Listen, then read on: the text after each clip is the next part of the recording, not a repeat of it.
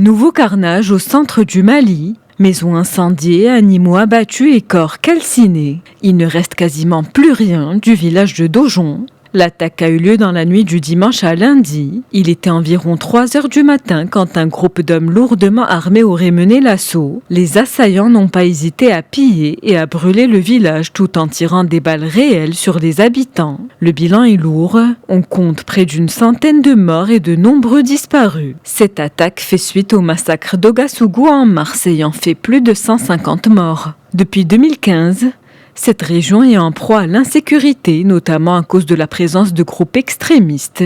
En plus de la menace terroriste, le pays fait face à des violences intercommunautaires. Les affrontements ethniques continuent à s'intensifier entre d'un côté les Peuls, accusés de soutenir les groupes terroristes, et de l'autre, les Dojons qui ont créé leur propre groupe d'autodéfense.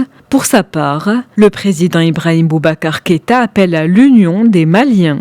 De son côté, le secrétaire général de l'ONU appelle au calme et encourage le gouvernement ainsi que tous les acteurs impliqués dans le conflit à engager un dialogue intercommunautaire. Les Nations Unies travaillent en coordination avec les autorités maliennes afin d'apporter un soutien au pays. L'ONU a mobilisé l'aide humanitaire et l'assistance nécessaire pour aider les victimes. Un support aérien est également mis à la disposition du gouvernement malien pour éviter toute nouvelle attaque. Le ministère malien de la Justice a annoncé pour sa part l'ouverture d'une enquête préliminaire par le procureur du pôle judiciaire spécialisé dans la lutte contre le terrorisme et la criminalité transnationale organisée.